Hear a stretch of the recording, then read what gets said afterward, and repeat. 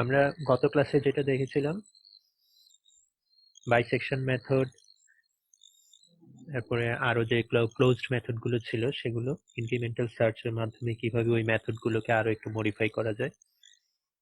আজকে আমরা দেখবো ওপেন মেথড। তো এই দুইটাই ক্লোজড মেথড এবং ওপেন মেথড দুই ক্যাটাগরি আসলে রুট কোন একটা ইকুয়েশনের বা ফাংশনের রুট বের করার জন্য কমনলি ইউজ করা হয়। তো ওপেন মেথডের মধ্যে প্রথমেই যে মেথডটা আমরা শিখবো সেটা হচ্ছে সিম্পল ফিক্সড পয়েন্ট ইটারেশন। তো ব্র্যাকেটিং মেথড আর ওপেন মেথডের মধ্যে ডিফারেন্সটা কি সেটা একটু বুঝতে হবে। ব্র্যাকেটিং মেথডে যে টেকনিকগুলো আমরা শিখেছিলাম, একটা হচ্ছে বাইসেকশন মেথড, তারপরে আমরা দেখলাম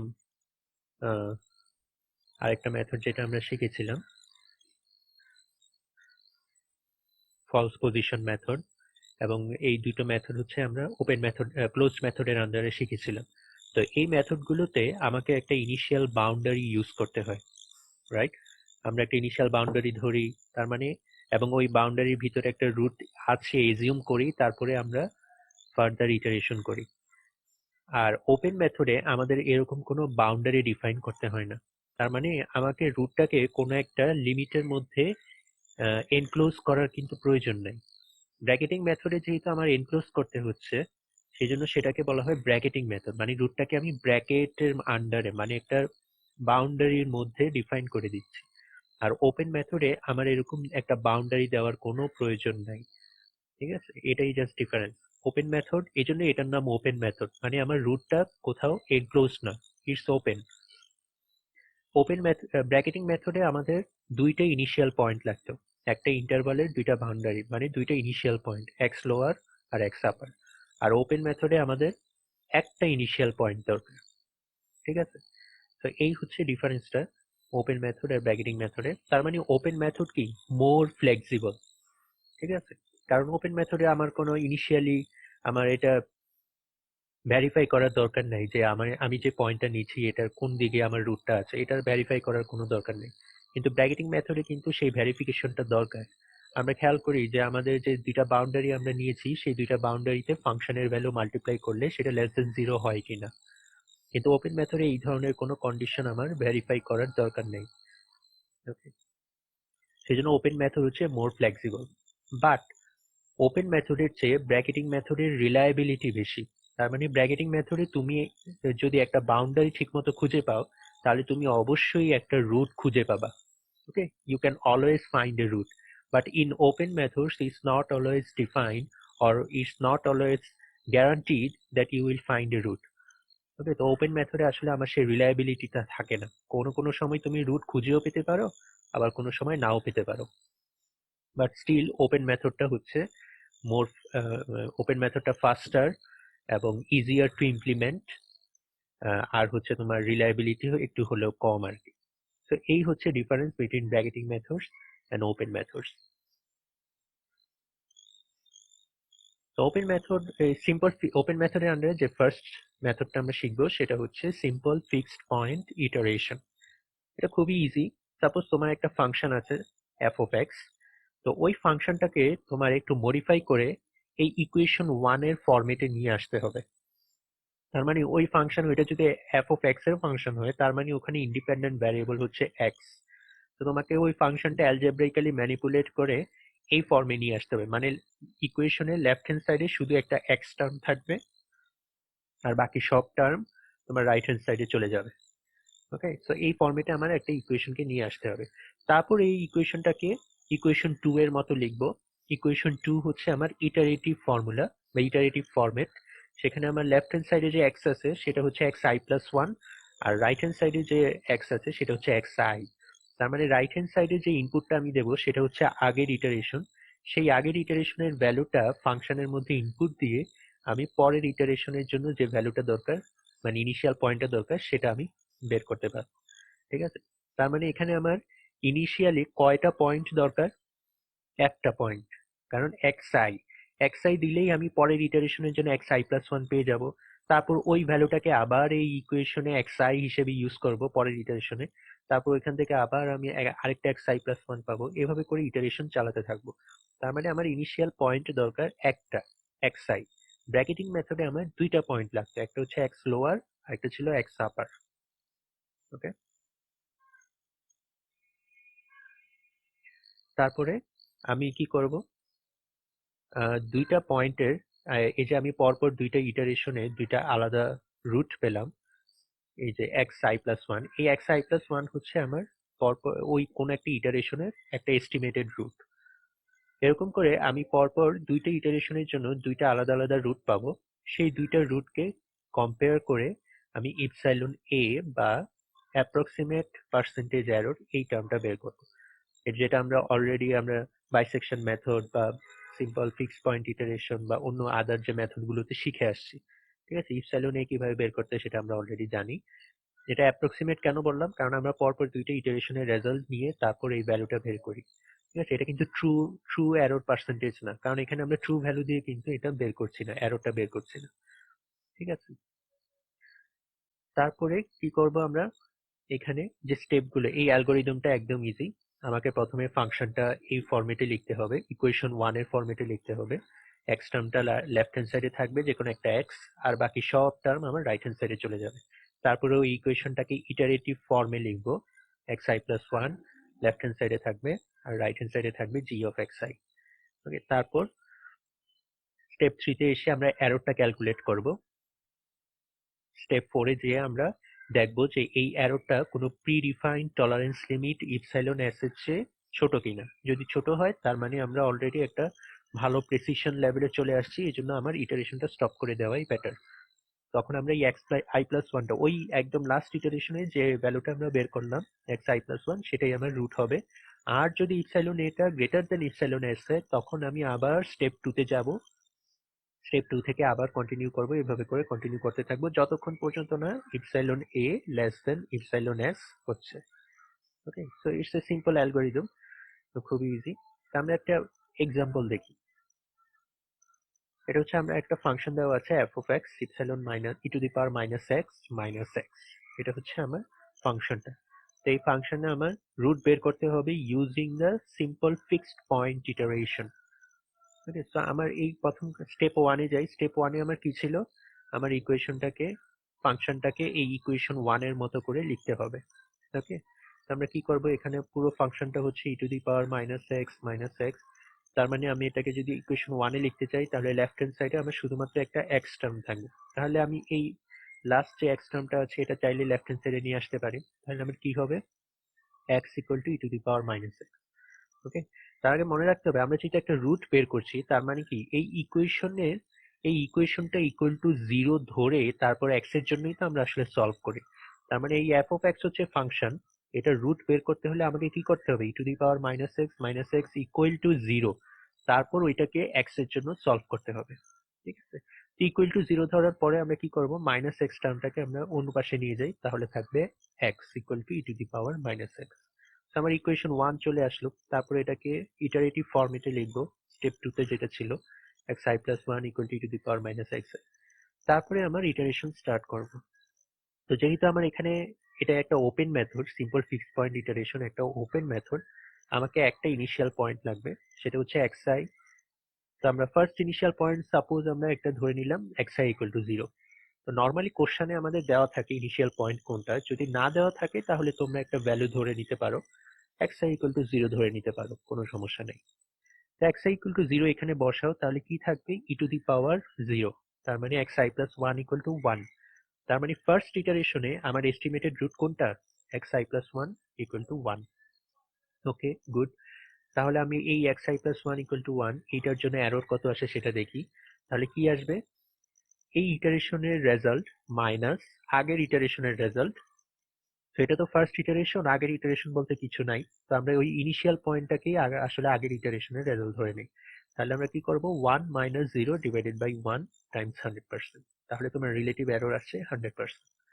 ওকে, তাহলে আমার যেটা অনেক হাই পার্সেন্টেজ অফ এরর, তার মানে আমার আরো ইটারেশন দরকার। তাহলে পরের ইটারেশনে যাওয়ার আগে পরের ইটারেশনের ইনিশিয়াল পয়েন্ট হিসেবে কোনটা কাজ করবে, এই যে ইটারেশন ওয়ানে এস্টিমেটেড রুট বের করেছি সেটাই আমার পরের ইটারেশনের জন্য ইনিশিয়াল পয়েন্ট হিসেবে কাজ করবে।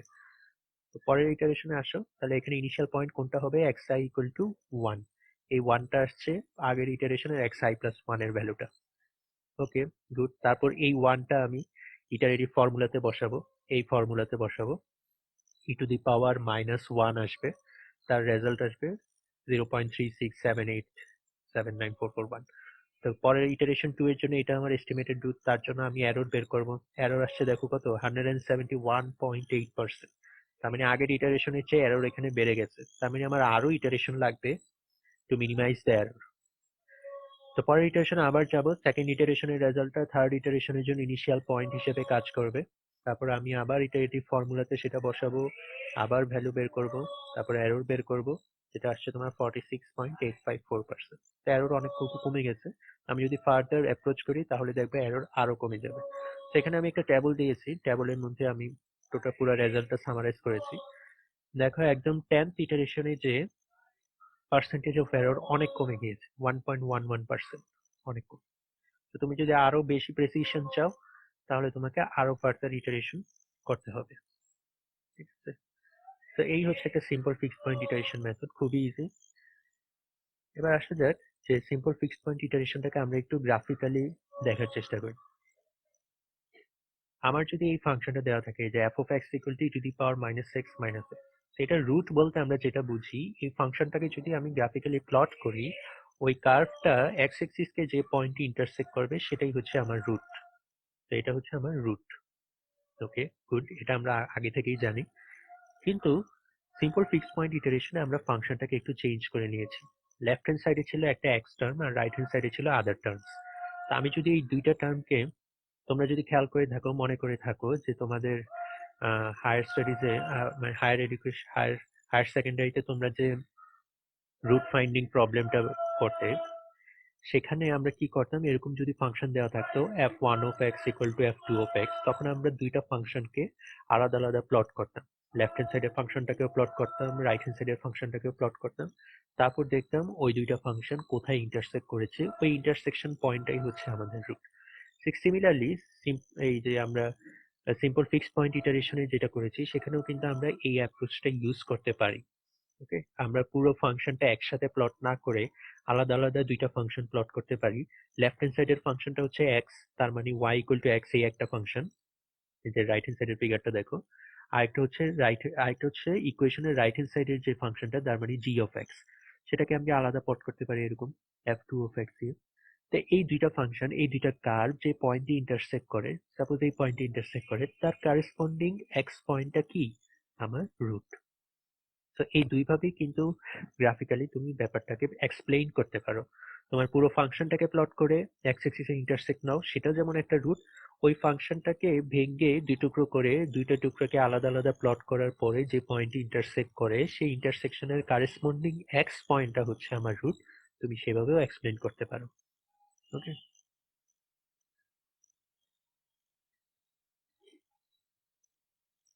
এই আজকের লেসনের পরে আমি মিড টার্মের সিলেবাস সম্পর্কে ডিসকাস করব। লেসনগুলো আগে একটু শেষ করি। তো এই হচ্ছে তোমাদের সিম্পল ফিক্সড পয়েন্ট ইটারেশন, কিভাবে গ্রাফিক্যালি তুমি এক্সপ্লেইন করতে পারো। সিম্পল ফিক্সড পয়েন্ট ইটারেশনের কনভার্জেন্সটা খুবই ইম্পর্টেন্ট, কনভার্জেন্সটা একটু বোঝা উচিত। সিম্পল ফিক্সড পয়েন্ট ইটারেশনে তুমি রুট খুঁজেও পেতে পারো, আবার নাও খুঁজে পেতে পারো। কেন এটা এরকম হয়, কারণ এটা একটা open method. As I already said, in open method it's not guaranteed that you will always find a root. It's not guaranteed like the bracketing methods. In bracketing methods we always find a root if we can select the proper boundary, but in simple fixed point iteration it's not always guaranteed, since we do not have any specified boundary. So that's why in simple fixed point iteration it's not always guaranteed. So আমরা দেখে নেই যে কোন কোন কেসে আমরা একটা root খুঁজে পাবো, বা কোন কোন কেসে আমরা কোনো রুট খুঁজে পাবো না, সেটা একটু দেখি। এখানে কনভার্জেন্স বলতে আমরা বুঝাচ্ছি যে আমরা যখন কন্টিনিউয়াসলি ইটারেশন, একটার পর একটা ইটারেশন করি, ওই ইটারেশনটা কোন একটা রুটের দিকে, মানে ট্রু রুটের দিকে কনভার্জ করছে কিনা, সেটাকে আমরা কনভার্জেন্স বলছি। ওকে, তো এখানে কয়েক ধরনের কনভার্জেন্স পসিবল, অথবা ডাইভারজেন্সও পসিবল। কনভার্জেন্স গুলো কি, বা ডাইভারজেন্স গুলো কি, তোমার বিভিন্ন ওয়েতে ট্রু ট্রু যে রুটটা আছে সেই রুটের দিকে অ্যাপ্রোচ করতে পারে। যেমন ধরো ফিগার এতে আমি দুইটা ফাংশন প্লট করেছি। এই দুইটা ফাংশন কি, আমার যে অরিজিনাল ফাংশন ছিল সেটাকে আমরা সিম্পল ফিক্সড পয়েন্ট ইটারেশনে দুইটা আলাদা আলাদা ভাগে ভাগ করি। লেফট হ্যান্ড সাইডে থাকে শুধু একটা এক্স টার্ম, রাইট হ্যান্ড সাইডে থাকে জি অফ এক্স। সো আমি এই ওয়াই ইকুয়াল টু এক্স ওই দুইটা আলাদা আলাদা, লেফট হ্যান্ড সাইডটাকে আলাদা প্লট করব, রাইট হ্যান্ড সাইডটাকে আলাদা প্লট করব। তাহলে ওয়াই ইকুয়াল টু এক্সটাকে প্লট করলে এরকম একটা স্ট্রেট লাইন আসবে which goes through the centre point. আর রাইট হ্যান্ড সাইডে যে প্লটটা ছিল তার মানে জি অফ এক্স, সেটাকে প্লট করলে হয়তো এরকম একটা ফাংশন আসবে। ঠিক আছে, আমরা ফিগার এ এর কথা বলছি। তো আমার অরিজিনাল রুট কোনটা? অরিজিনাল রুটটা হচ্ছে এই দুইটা কার্ভ যে পয়েন্ট ইন্টারসেক্ট করলো তার কারেসপন্ডিং এক্স পয়েন্টটাই হচ্ছে আমার রুট। এখন আমার ইনিশিয়াল পয়েন্টটা ধরো x not. Initial point x not হওয়ার কারণে তার কারেসপন্ডিং, তো ইনিশিয়ালি আমরা কি করি, ওই ইনিশিয়াল পয়েন্টটাকে আমরা রাইট হ্যান্ড সাইডের জি অফ এক্স এ ইন্টারসেক্ট করি। ওকে, জি অফ এক্স এ যদি আমি ইন্টারসেক্ট করি তাহলে ওইখানে একটা পয়েন্ট পাবো। সেই পয়েন্টটা কোথায়? এই কার্ভের এই পয়েন্টে। তারপরের ইটারেশনে এই রেজাল্টটাই আমরা আসলে ইনিশিয়াল পয়েন্ট হিসেবে কাউন্ট করি। সেজন্য আমরা এখন এই এক্স নটের জন্য যে পয়েন্টটা পেলাম ওয়াই টু কার্ভের উপর, পরের ইটারেশনের জন্য সেটাই তো আমার ইনিশিয়াল পয়েন্ট হিসেবে কাজ করবে। তাহলে আমরা ঠিক horizontally y equal to x এর দিকে মুভ করি, তাহলে আমরা সেই পয়েন্টে সেই ভ্যালুটাই আসলে ওয়াই ইকুয়াল টু এক্স কার্ভের উপর পেয়ে যাব।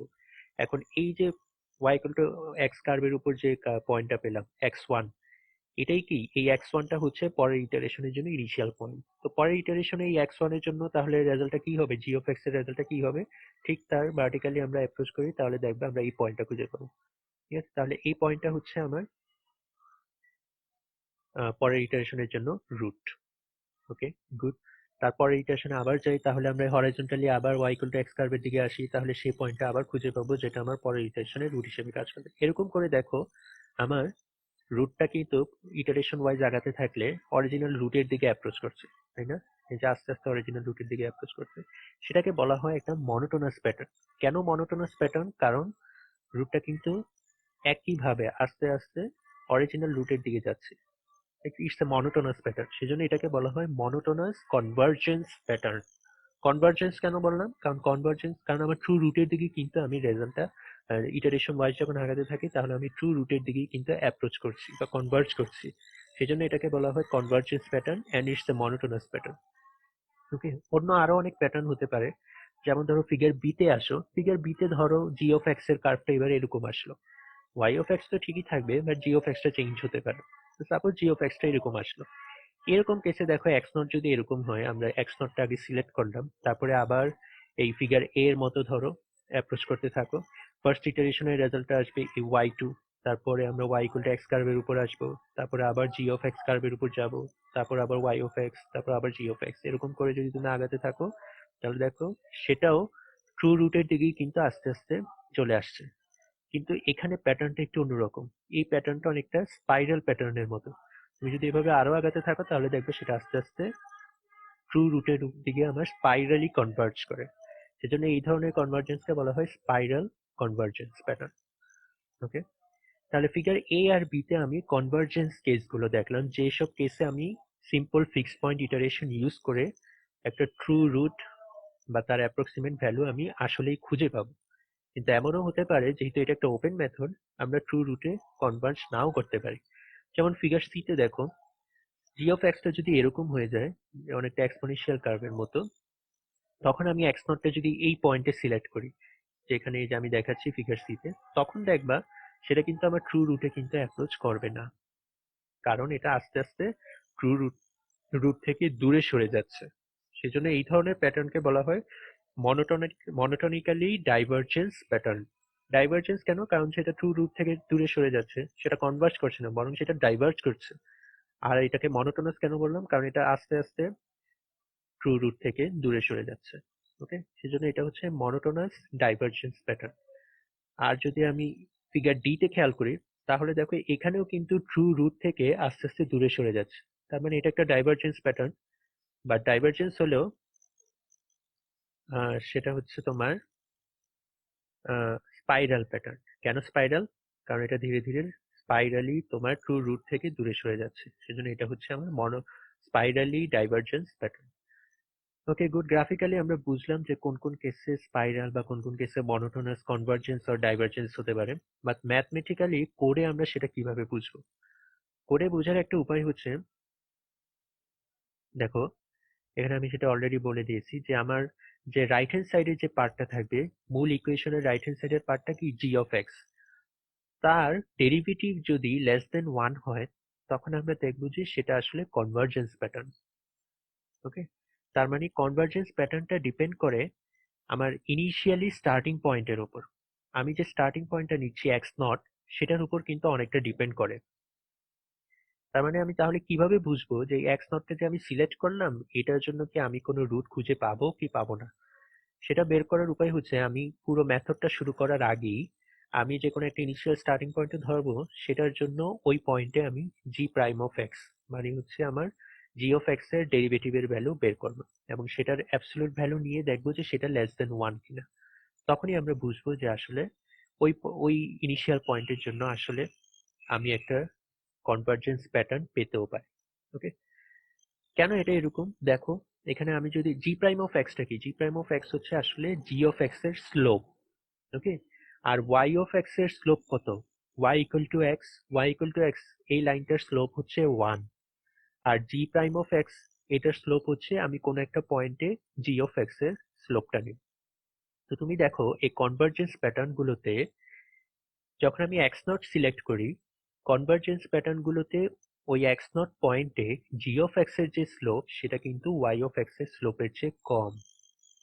ওকে, সেই জন্যই হচ্ছে আমি এই কনভার্জেন্স প্যাটার্ন গুলোতে আসলে এই মানে অরিজিনাল একটা রুট খুঁজে পাই। দেখো ফিগার এতে এক্স নট পয়েন্টে y equal to g of x এর যে slope, y equal to x এর স্লোপের চেয়ে কিন্তু সেটা কম। ওকে, সিমিলারলি ফিগার বি তে দেখো এক্স নট পয়েন্টে y equal to g of x এর যে স্লোপ সেটা কিন্তু ওয়াই ইকুয়াল টু এক্স এর স্লোপের চেয়ে কম। সেজন্য আমরা এই দুইটা কেসে কনভার্জেন্স প্যাটার্ন পেয়েছি। কিন্তু ফিগার সি আর ফিগার ডি তে দেখো এক্স নট পয়েন্টে জি অফ এক্স এর যে স্লোপ সেটা কিন্তু ওয়াই অফ এক্স এর স্লোপের চেয়ে বেশি। আবার ফিগার ডি তে দেখো এক্স নট পয়েন্টে জি অফ এক্স এর যে স্লোপ সেটা কিন্তু এই ওয়াই ইকুয়াল টু এক্স এর স্লোপের চেয়ে বেশি। ওকে, তো এটা আমার খেয়াল রাখতে হবে। তো আশা করি তোমরা বুঝেছো যে কেন g prime of x less than 1 হলে আমরা একটা অরিজিনাল রুটের দিকে কনভার্জ করব। ওকে, তো ম্যাথমেটিক্যালি বা কোডে বা হ্যান্ড ক্যালকুলেশনের সময় আমরা এই কাজটুকু আগে করে নিতে হবে যে আমি আদৌ কোনো রুট খুঁজে পাবো কিনা। এটা যদি আমি চেক করি তাহলে আমার ক্যালকুলেশনটা অনেক ইজিয়ার হবে, কারণ যদি রুট খুঁজে না পাই তাহলে ইনিশিয়ালি আমাকে সেটা ওয়ার্ন করবে। আর যদি না খুঁজি তাহলে শুধু শুধু ক্যালকুলেশন করবো, ফাইনালি কোনো রেজাল্ট পাবো না। So G prime of x absolute value it should be less than 1। ওকে, সেই হচ্ছে তোমাদের কিভাবে কনভার্জেন্স আর ডাইভারজেন্স হয়। তো এটাই ছিল আমাদের সিম্পল ফিক্স পয়েন্ট ইটারেশনের উপর ডিসকাশন। তো তোমাদের কারো কোনো কোশ্চেন আছে এটার উপর, এই লেসনের উপর?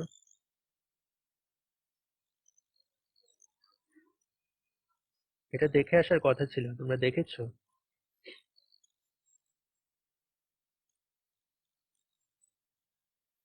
আচ্ছা যাই হোক, যারা দেখো নাই দেখে নিও। আর আমি তো অনলাইনে ডিসকাস করছি। তাহলে আমরা এবার পরের লেসনে চলে যাই। আমাদের পরের লেসনটা হচ্ছে নিউটন রেফসন মেথড। নিউটন রেফসন মেথডটা সেটাও একটা ওপেন মেথড। একটু আগে যেটা দেখলাম সেটা ছিল আমার সিম্পল ফিক্সড পয়েন্ট ইটারেশন। সেটা যেমন একটা ওপেন মেথড, ঠিক তেমনি নিউটন রেফসন মেথডটাও একটা ওপেন মেথড। যেহেতু একটা ওপেন মেথড তার মানে এখানে আমার ইনিশিয়াল কয়টা পয়েন্ট দরকার? ইনিশিয়ালি একটা পয়েন্ট আমার দরকার। ওপেন মেথডে সবসময় ইনিশিয়াল একটা পয়েন্টই দরকার হয়।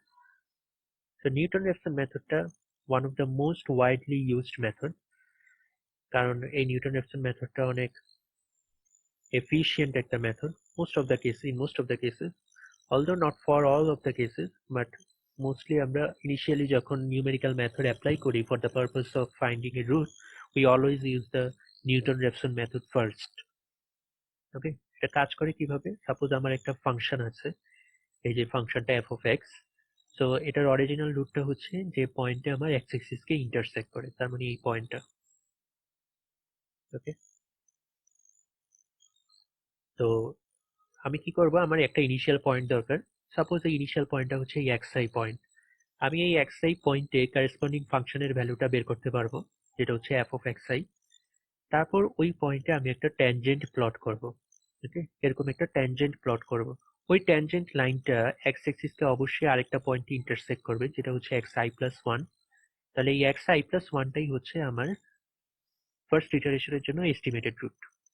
সিমিলারলি সেকেন্ড ইটারেশনের জন্য এটাকে আমি ইনিশিয়াল পয়েন্ট ধরবো, তারপর এই এক্স আই প্লাস ওয়ান পয়েন্টের কারেসপন্ডিং ফাংশনের ভ্যালুটা এখানে বের করব, তারপর ওই ভ্যালুতে আমি আবার একটা ট্যানজেন্ট প্লট করব, ওই ট্যানজেন্টটা আমার এক্স অ্যাক্সিসকে যে পয়েন্টে ইন্টারসেক্ট করবে সেটা আরেকটা রুট হবে, এস্টিমেটেড রুট হবে ফর দ্য নেক্সট ইটারেশন।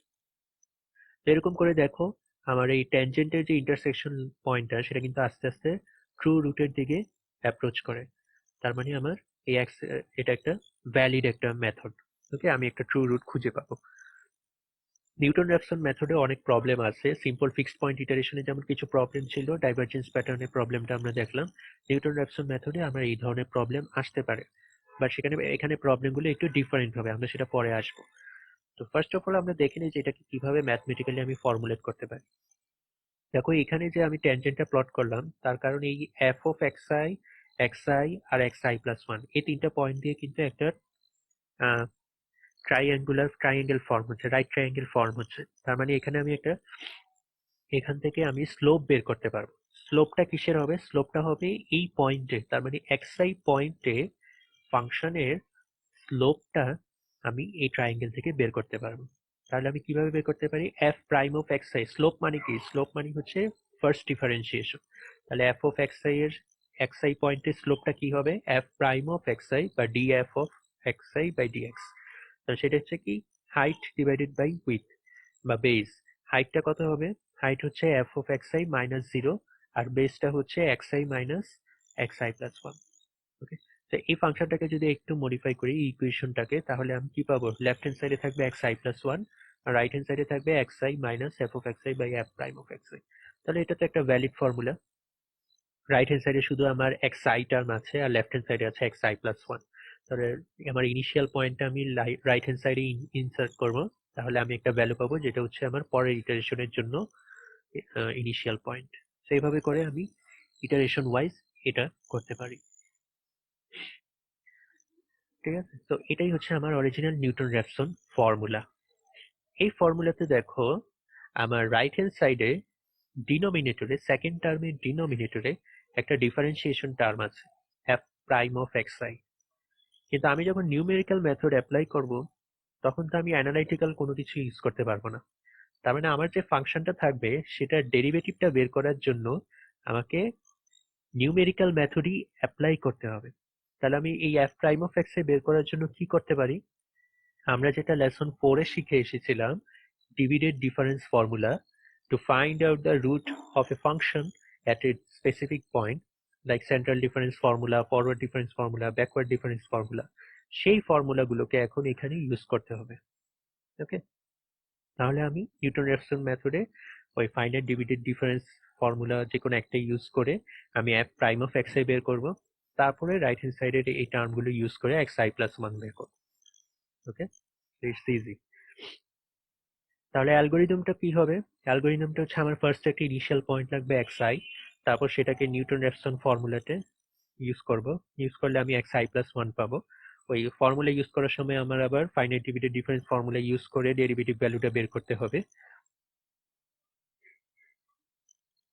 তো তারপরে আমরা এক্স আই প্লাস ওয়ান পাবো, সেটা হচ্ছে আমার ওই ইটারেশনের জন্য একটা এস্টিমেটেড রুট। ওকে, তো ওই এস্টিমেটেড রুটটাকে আমি আগে এররটা ক্যালকুলেট করি, যে পার্সেন্ট রিলেটিভ এররটা কত আসে। সেটা যদি একটা প্রি ডিফাইন্ড এরর লিমিটের চেয়ে ছোট হয় তাহলে আমার ইটারেশন স্টপ হয়ে যাবে, আর যদি বড় হয় তাহলে আবার স্টেপ 2-তে যাব, স্টেপ 2 থেকে আবার শুরু করে আবার স্টেপ 4 পর্যন্ত আসবে, এভাবে করে ইটারেশন চলতে থাকবে। ওকে, তো আমরা একটা এক্সাম্পল দেখি। ওই আগের এক্সাম্পলটাই দেখি যেটা আমরা সিম্পল ফিক্সড পয়েন্ট ইটারেশনে দেখেছি, f of x equal to the power minus x. এটা হচ্ছে আমার ফাংশন।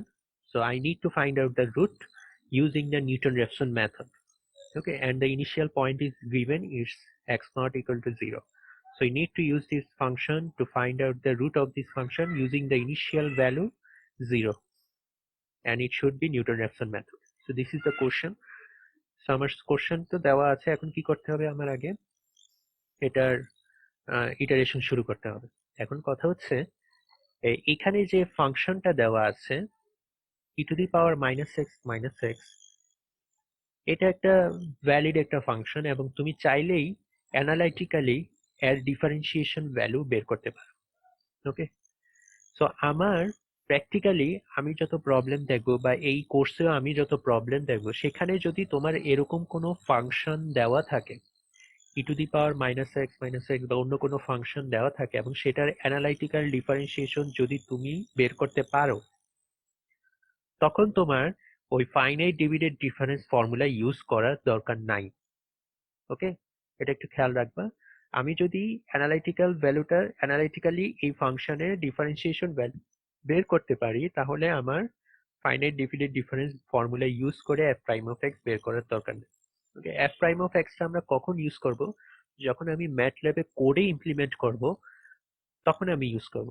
অথবা যখন আমার প্র্যাকটিক্যালি এরকম ফাংশন থাকবে না, আমার কতগুলো ডেটা পয়েন্ট থাকবে, ওই ডেটা পয়েন্ট থেকে তো আমি আর ফাংশন জানবো না, তখন ওই ডেটা পয়েন্ট ইউজ করে আমি finite divided difference formula use করব। কিন্তু যদি আমার ইকুয়েশনটাই জানা থাকে, তখন আসলে ফাইনাইট ডিভিডেড ডিফারেন্স ইউজ করার কোনো দরকার নেই, কারণ আমি ইজিলি ওইটাকে অ্যানালাইটিক্যালি ডিফারেন্সিয়েট করে প্রাইম অফ এক্স বের করতে পারবো। ওকে, এখন কথা হচ্ছে ফাংশনটা বা ইকুয়েশনটা যদি অনেক বেশি কমপ্লেক্স হয়, যেটার ডিফারেন্সিয়েশন ভ্যালু বের করা অনেক কঠিন হবে অ্যানালাইটিক্যালি, তখন আমি আবার ফাইনাইট ডিভিডেড ডিফারেন্স ফর্মুলাটা ইউজ করব।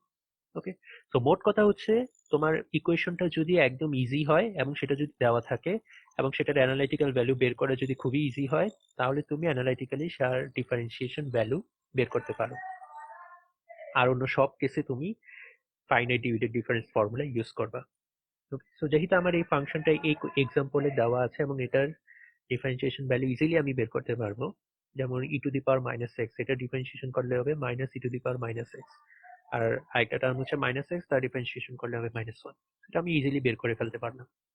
তো এখানে আমার কোনো ফাইনাইট ডিভিডেড ডিফারেন্স ইউজ করার দরকার নেই। তো আমরা এই ডিফারেন্সিয়েশন ফাংশনটাকে ফার্দার ইউজ করবো। সো ইটারেশন ওয়ানে আসো। ইটারেশন ওয়ানে আমার ইনিশিয়াল পয়েন্ট হচ্ছে 0। তাহলে আমি ওই নিউটন র্যাফসন ফর্মুলায় xi ইকুয়াল টু 0 বসাবো। 0 বসালে দেখো xi ইকুয়াল টু 0 আর উপরে হচ্ছে f অফ xi, যেটা হচ্ছে ই টু দি পাওয়ার 0। এই যে এখানে ই টু দি পাওয়ার 0, আর হচ্ছে নিচে হচ্ছে f prime of xi। f prime of xi এর জন্য আমরা এই ফাংশনটা ইউজ করব, যেটা হচ্ছে এই ডিফারেন্সিয়েশন ফাংশন। আর f অফ xi এর জন্য আমরা এই ফাংশনটা ইউজ করব, যেটা হচ্ছে আমার অরিজিনাল ফাংশন। সো ইউজ করে ভ্যালুগুলো বসাও, ভ্যালুগুলো ইনসার্ট করলে আমরা xi প্লাস 1 এর ভ্যালু পাবো 0.5। ওকে, তো আমরা এস্টিমেটেড এররটা কত আসে? 100%। তো ফার্স্ট ইটারেশন আমার এরর অনেক বেশি আসছে, তার মানে আমার আরো ইটারেশন দরকার। তো সেকেন্ড ইটারেশনে যখন আমি যাব, ওই সেকেন্ড ইটারেশনের জন্য ইনিশিয়াল পয়েন্টটা হবে আমার আগের ইটারেশনের যে রেজাল্টটা ছিল 0.5। তো 0.5টা আমার পরের ইটারেশনের জন্য ইনিশিয়াল পয়েন্ট। তারপর আমি আবার নিউটন র্যাফসন ফর্মুলা ইউজ করে ভ্যালুটা বের করব, এস্টিমেটেড রুটটা বের করব। এই এস্টিমেটেড রুটের জন্য এরর আসছে আমার 11.709, অনেক কমে আসছে 100% থেকে 11.709। তারপর ইটারেশন 3 তে যাও, ইটারেশন 3 তে আসছে আমার 0.147%। তো তুমি যদি খেয়াল করে থাকো, এই একই ফাংশনটা কিন্তু আমরা একটু আগে এই যে simple fixed point iteration use করেছিলাম, সেখানে আমার 10th ইটারেশনে যে এরর আসছে 1.11%। আর নিউটন র্যাফসন মেথডে মাত্র থার্ড ইটারেশনেই রেজাল্ট চলে আসছে 0.147%। তার মানে নিউটন র্যাফসন মেথডটা কি আমাকে অনেক ফাস্টার কনভার্জেন্স রিটেইন করে। তার মানে Newton Raphson method is faster than the simple fixed point iteration. Okay, in most of the cases Newton Raphson method is faster. তো আমরা এই জন্যই নিউটন র্যাফসন মেথডটাকে সবসময় ওপেন মেথডের আন্ডারে ফার্স্টে চুজ করি। ওকে, ঠিক আছে, তাহলে এভাবে করে আমরা যখন আরো ফার্দার প্রেসিশন চাইবো, তখন আমরা আরো কয়েকটি ইটারেশন করতে পারি। সেটাই হচ্ছে আমার simple Newton Raphson method. Newton র্যাফসন মেথডে কিছু লিমিটেশন আছে, অ্যাজ আই অলরেডি সেই। কিছু কিছু ফাংশন আছে যে তোমার নিউটন র্যাফসন মেথডে কনভার্জ হতে অনেক টাইম লাগে। যেমন এরকম একটা ফাংশন ধরো x two the power 10 minus 1। এটা একটা স্পেসিফিক ফাংশন, স্পেশাল ফাংশন বলতে পারো। এটা হচ্ছে এটা একটা 10th অর্ডারের পলিনোমিয়াল।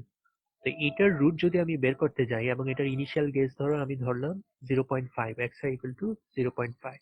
তা আমি যদি ফার্দার ইটারেশন করি, রেজাল্টটা দেখো, আমার এটার অরিজিনাল রুট হচ্ছে 1।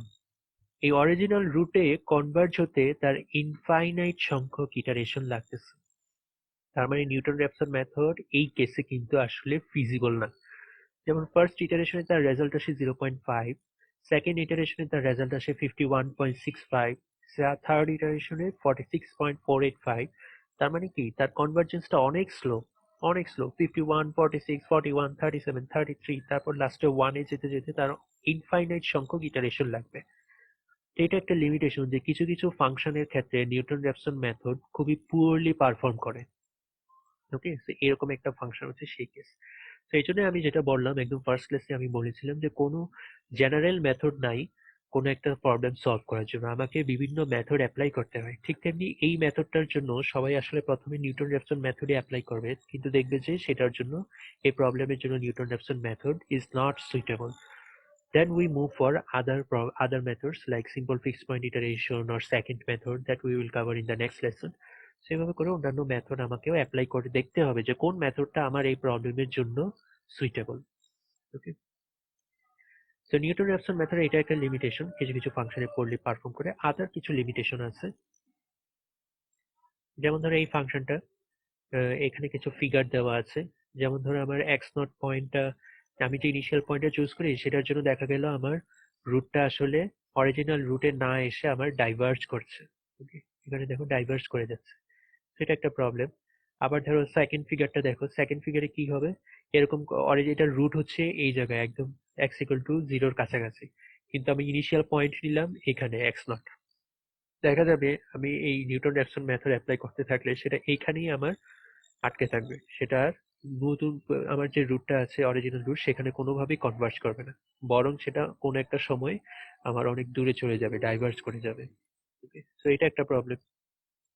আবার ধরো আমার যদি এরকম একটা পিরিয়ডিক ফাংশন থাকে, পিরিয়ডিক ফাংশনে আমরা জানি অনেকগুলো রুট পসিবল, তারপরেও দেখা যায় আমি ধরো এই এক্স1 এক্স নট পয়েন্টে হচ্ছে আমার ইনিশিয়াল পয়েন্ট নিউটন র্যাপসন মেথডে, তারপরেও দেখবা যে আমার এই ফাংশনটা কোনোভাবেই কোনো রুটে কনভার্জ করে না।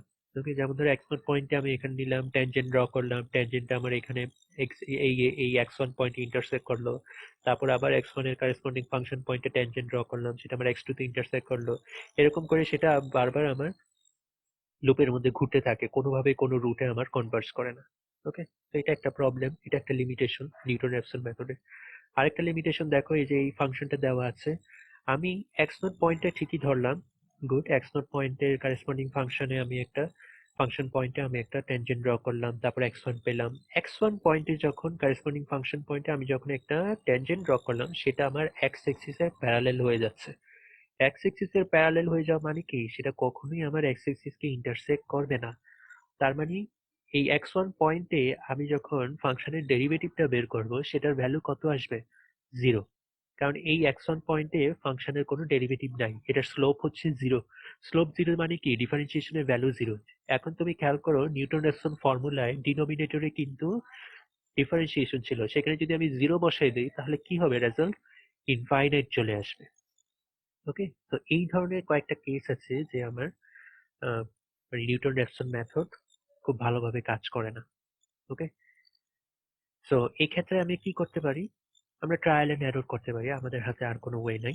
আমরা ফাংশনটা প্রথমে প্লট করে দেখতে পারি যে কোথায় ইনিশিয়াল পয়েন্টটা নিলে আসলে আমার ভালো কাজ করবে, বা কোডের মধ্যে আমি যখন অ্যাপ্লাই করব তখন দেখতে পারি যে 1000 ইটারেশনও যদি আমার কনভার্জ না করে তাহলে নিশ্চয়ই আমার ইনিশিয়াল পয়েন্টটাকে চেঞ্জ করতে হবে। ওকে, সো নিউমেরিক্যাল মেথডটা আসলে একটা ট্রায়াল এন্ড এরর অ্যাপ্রোচ, তোমাকে বারবার ট্রায়াল এন্ড এরর বের করে ইউজ করে বের করতে হবে যে কোন মেথডের জন্য বা কোন ইনিশিয়াল পয়েন্টের জন্য আমার অরিজিনাল রুটটা অরিজিনাল রুটে আমি কনভার্জ করব। Okay, so it's a trial and error approach. So এই লিমিটেশন গুলো সম্পর্কে তোমরা একটু ফার্দার স্টাডি করো, এখানে ডিটেলসে তো বলাই আছে, আমি লেকচারেও বলেছি, সেগুলো নিয়ে একটু স্টাডি করবে। তো এটা হচ্ছে তোমাদের নিউটন র্যাপসন মেথড। সো এই মেথডটা নিয়ে কারো কোনো কোশ্চেন আছে?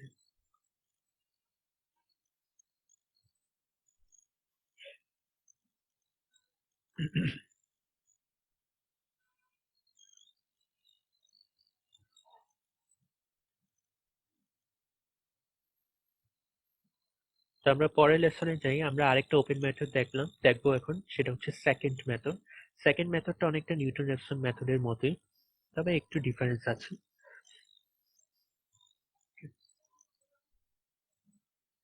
সেকেন্ড মেথডটা যদি তুমি একটা নিউটন র্যাপসন ফর্মুলার সাথে কম্পেয়ার করো, যেমন ধরো এই যে কার্ভটা দেওয়া আছে, এই কার্ভের এটা হচ্ছে আমার অরিজিনাল রুট যে পয়েন্টে আমার এক্স অ্যাক্সিসকে ইন্টারসেক্ট করে। নিউটন র্যাপসন মেথডে আমরা যেটা করতাম, ইনিশিয়াল পয়েন্টে আমার যে এক্স আই ইনিশিয়াল পয়েন্টে আছে সেই পয়েন্টের কারেসপন্ডিং ফাংশন ভ্যালুতে এফ অফ এক্স আই এ আমি একটা ট্যানজেন্ট ড্র করতাম, ঠিক আছে? সেটা ছিল Newton Raphson formula. But second ফর্মুলায় আমি ট্যানজেন্ট ড্র না করে একটা সেকেন্ড লাইন ড্র করব। সেকেন্ড লাইন মানে কি? সেকেন্ড লাইন মানে হচ্ছে intersecting line. It's not a tangent line but rather it's an intersecting line. Okay, সেই যেমন ধরো এক্স আই পয়েন্টে যে ফাংশনের ভ্যালু আছে সেখান থেকে আমি যদি একটা সেকেন্ড লাইন ড্র করি, সেটা আমার ফাংশনকে এই পয়েন্টে একবার ইন্টারসেক্ট করবে, আবার এক্স অ্যাক্সিসকে এই পয়েন্টে ইন্টারসেক্ট করবে। ওকে, তো আমার এক্স অ্যাক্সিসকে যে পয়েন্টে ইন্টারসেক্ট করবে সেটাই হচ্ছে আমার এস্টিমেটেড রুট। ওকে, সো নিউটন র্যাপসন মেথডে আমরা একটা ট্যানজেন্ট লাইন ড্র করতাম, আর সেকেন্ড মেথডে আমরা একটা সেকেন্ড লাইন ড্র করব। এটাই ডিফারেন্স। তো এই ডিফারেন্সের জন্য আমার ফর্মুলাটা কি আসবে? ফর্মুলাটা হচ্ছে আমি চাইলেই এই সেকেন্ড ফর্মুলাটা ডিরাইভ করতে পারি ওই আগের মতোই, স্লোপ ইউজ করে ফর্মুলাটা ডিরাইভ করতে পারি। তো সেখান থেকে যে ফর্মুলাটা আসবে সেটা দেখতে অনেকটা এখানে এই যে ইকুয়েশন 3 দেওয়া আছে সেটার মতো। তো তোমাদের স্লাইডে অলরেডি প্রুফ দেওয়া আছে, তোমরা এটা দেখে নিতে পারো। এই এইটাই হচ্ছে আমার second formula, x i plus one equal to x i minus f of x I Times এটা ডিভাইডেড বাই এটা।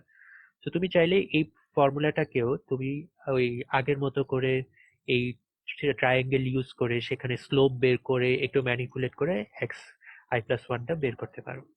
ওকে, তো এখানে এক্স আই হচ্ছে একটা পয়েন্ট, তারপর যে সেকেন্ড লাইনটা ড্র করলাম সেটা ফাংশনকে যে পয়েন্ট ইন্টারসেক্ট করে সেটা হচ্ছে এক্স আই মাইনাস ওয়ান, তারপরে যে এক্স এক্সিসকে ইন্টারসেক্ট করে সেটা হচ্ছে আরেকটা পয়েন্ট, সেই পয়েন্টটাই হচ্ছে আসলে আমার এস্টিমেটেড রুট। ওকে, তো এখানে আমার আসলে কয়টা পয়েন্ট আছে? তিনটা পয়েন্ট আছে। এক্স আই প্লাস ওয়ান যেটা হচ্ছে এস্টিমেটেড রুট, এক্স আই হচ্ছে আমার ইনিশিয়াল পয়েন্ট, আর এক্স আই মাইনাস ওয়ান হচ্ছে আমার ওই সেকেন্ড লাইনটা ফাংশনকে যে পয়েন্টে আরেকবার ইন্টারসেক্ট করে সেটা। ওকে, তো এটা হচ্ছে আমার সেকেন্ড ফর্মুলা। সো সেকেন্ড ফর্মুলার যে অ্যালগোরিদমটা সেটা একদম এক্স্যাক্টলি নিউটন র্যাপসন মেথডের মতোই, কোনো চেঞ্জ নাই, শুধুমাত্র চেঞ্জটা আছে এই ফাংশনে, যেটা আমার সেকেন্ড ফর্মুলা। সেখানে ছিল আমার নিউটন র্যাপসনে ছিল নিউটন র্যাপসন ফর্মুলা, আর এখানে হচ্ছে আমার সেকেন্ড ফর্মুলা। তো বাকি সব কিন্তু একদম সেম। এখানে যে এক্সাম্পল দেওয়া আছে সেটাও একদম ওই এক্সাম্পলের মতোই, নিউটন র্যাপসনের মতোই, কোনো চেঞ্জ নাই, একদম এক্সাক্ট প্রসিডিওর। ওকে, সো এই হচ্ছে আমাদের সেকেন্ড ফর্মুলা। তো এক্সাম্পলটাও তোমরা একটু করে নিতে পারো, এটা আমি আর দেখাই নাই কারণ এক্সাম্পলটা একদম নিউটন র্যাপসন মেথডের মতোই। তো সেকেন্ড মেথডটা আমরা একটু মডিফাই করি, সেটার নাম হচ্ছে modified second method. Modified second মেথডটা আমরা যেভাবে ইউজ করি, দেখো আমার যে সেকেন্ড মেথডটা আছে,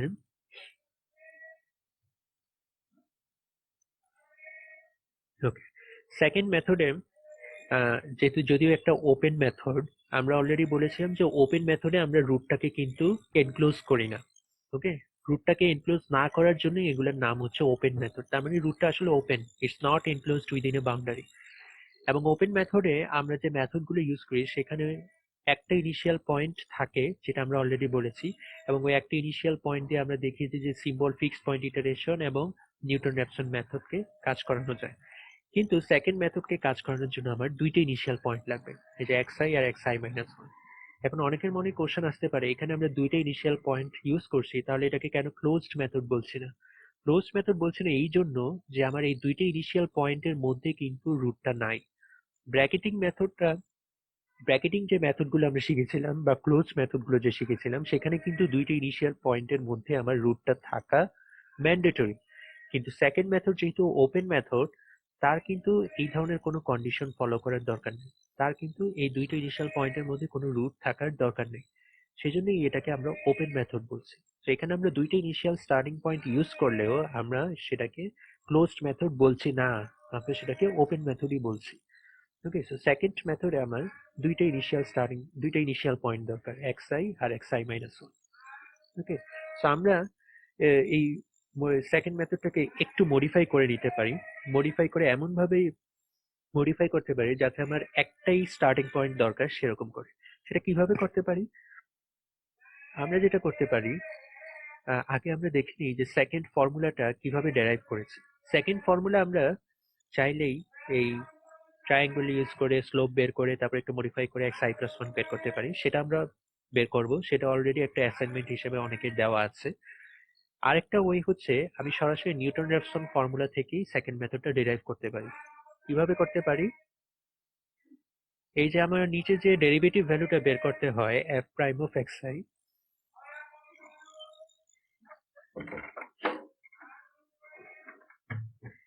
এই যে f প্রাইম অফ xi টা বের করতে হয়, আমি চাইলেই সেটাকে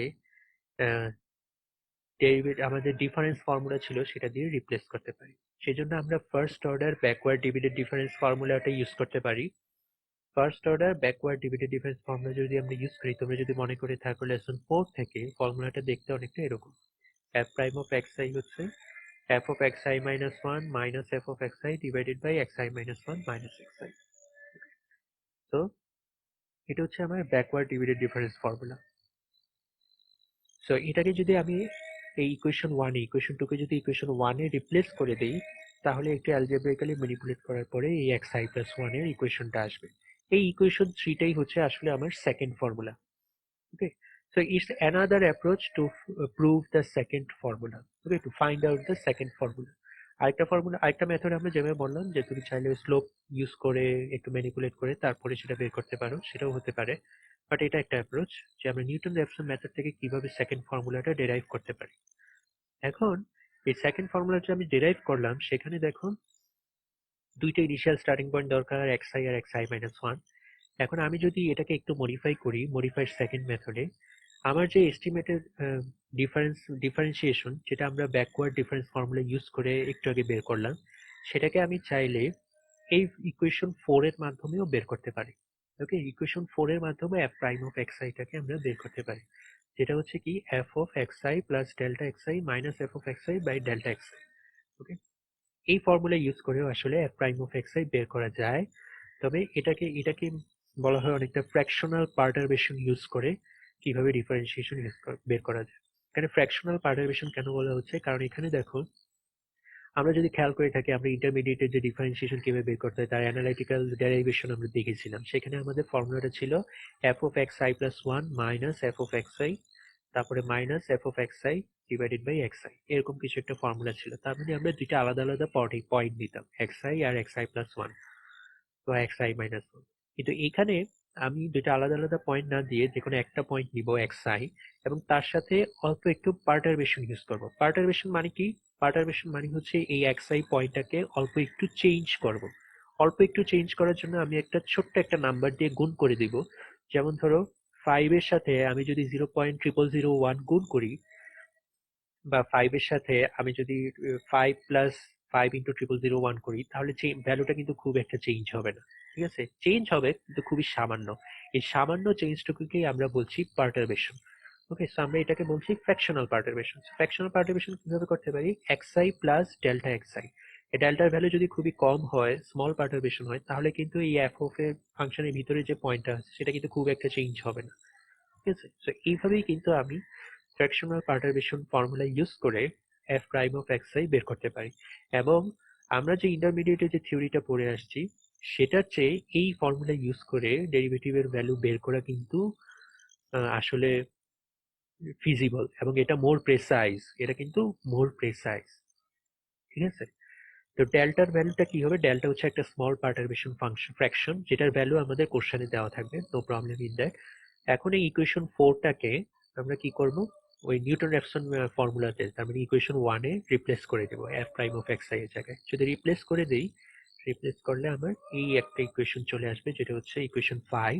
এবং ইকুয়েশন 5 এর রাইট হ্যান্ড সাইডে দেখো আমার কিন্তু একটা ইনিশিয়াল স্টার্টিং পয়েন্ট দরকার, xi দরকার, xi, কোনো xi মাইনাস 1 কিন্তু নাই। তার মানে মডিফাইড সেকেন্ড মেথডে আমার একটা ইনিশিয়াল স্টার্টিং পয়েন্ট দরকার, আর যেটা নর্মাল সেকেন্ড মেথড সেখানে আমার দুইটা ইনিশিয়াল স্টার্টিং পয়েন্ট দরকার। ওকে, আর মডিফাইড সেকেন্ড মেথডে আমার একটা ডেল্টা নামে একটা পার্টারবেশন ফ্র্যাকশন দরকার, যেটা আমার কোশ্চেনে দেওয়া থাকে। তো মডিফাইড সেকেন্ড মেথডটাকে আমরা এবার একদম ওপেন মেথড, যেটা আমি ওপেন মেথডের জেনারেল ক্যারেক্টারিস্টিক, এখানেও আমার একটা স্টার্টিং পয়েন্ট দরকার। ওকে, সেভাবে আমরা বলতে পারি। তো আমরা একটা এক্সাম্পল দেখি, যে এক্সাম্পলটা আমরা এতক্ষণ ধরে দেখে আসছি, সেম এক্সাম্পলটাই দেখি। f of x equal to e to the power minus x minus x, এটাকে আমরা সলভ করে রুট বের করতে হবে using the modified second method. আমার ইনিশিয়াল ভ্যালু দেওয়া আছে এক্স নট ইকুয়াল টু 1, আর ডেল্টার ভ্যালু দেখো দেওয়া আছে সেটা হচ্ছে 0.01। আমার অ্যালগোরিদমটা কিন্তু একদম সেকেন্ড মেথডের মতোই, কোনো চেঞ্জ নাই, শুধুমাত্র এই স্টেপ 2 তে যে সেকেন্ড মেথডের ফর্মুলা, এখানে এবার সেকেন্ড মেথডের ফর্মুলা না হয়ে মডিফাইড সেকেন্ড মেথডের ফর্মুলাটা হবে, আর বাকি সব কিন্তু সেম। ওকে, তো এই প্রসিডিউর গুলো সুবিধা হচ্ছে আমার অ্যালগোরিদম সেম, শুধুমাত্র ফর্মুলাটা চেঞ্জ হয়। ওকে, সেটা আসলে খুব it's not a big deal. তো এখানে আমার ট্রু ভ্যালুটা দেওয়া আছে, দেখো এই যে ট্রু ভ্যালুটা কিন্তু কোশ্চেনে দেওয়া আছে। ট্রু ভ্যালু যেহেতু কোশ্চেনে দেওয়া আছে, তার মানে আমি যখন এই মেথডে ইপসাইলন বের করব, সেটার জন্য আমি কোন এররটা ইউজ করব? আমাকে ট্রু পার্সেন্ট রিলেটিভ এররটা ইউজ করতে হবে। অ্যাপ্রক্সিমেট পার্সেন্ট রিলেটিভ এররটা ইউজ করলে কিন্তু হবে না। ওকে, আমাকে ট্রু পার্সেন্ট রিলেটিভ এররটা ইউজ করতে হবে, যেটা হচ্ছে ইপসাইলন টি। ওকে, তো আমি যদি ওই আগের মতোই পুরো প্রসিডিউরটা আবার করি, তাহলে দেখবো ইটারেশন 2, ইটারেশন 3 এভাবে যেতে থাকলে ইটারেশন 3 তে দেখো আমার এরর কত আসছে? 2.365 10 to the power -5। Okay, Newton Raphson মেথডে আমার থার্ড ইটারেশনের পরে যে এররটা আসছিল সেটা ছিল 0.147% সামথিং। সেকেন্ড মেথডে ছিল আরো বেশি, সিম্পল ফিক্স পয়েন্ট ইটারেশনে ছিল আরো বেশি, কিন্তু মডিফাইড সেকেন্ড মেথডে দেখা যাচ্ছে আমার এররটা অনেক কমে গেছে। তার মানে মডিফাইড সেকেন্ড মেথডটা এই প্রবলেমের জন্য অনেক ভালো পারফর্ম করছে। ওকে, সো ডেল্টার ভ্যালুটা, যে ভ্যালু আমরা দিয়েছি 0.01, সেটা তোমাদের কোশ্চেনে দেওয়া থাকবে। যদি দেওয়া না থাকে তাহলে ডেল্টার যে কোনো একটা ভ্যালু তোমরা ধরে কাজটা করতে পারো। তবে ডেল্টার ভ্যালু খুব বড় কিন্তু ধরা যাবে না, তোমাকে অনেক ছোট একটা ভ্যালু ধরতে হবে। 0.1 অর 0.01, 0.05 এই ধরনের ভ্যালু তোমাকে ধরতে হবে, এজিউম করে নিতে হবে। ওকে, সো এইভাবে তুমি মডিফাইড সেকেন্ড মেথড অ্যাপ্লাই করতে পারো। তো কারো কোনো কোশ্চেন আছে এই সেকেন্ড মেথডের স্লাইডটা নিয়ে?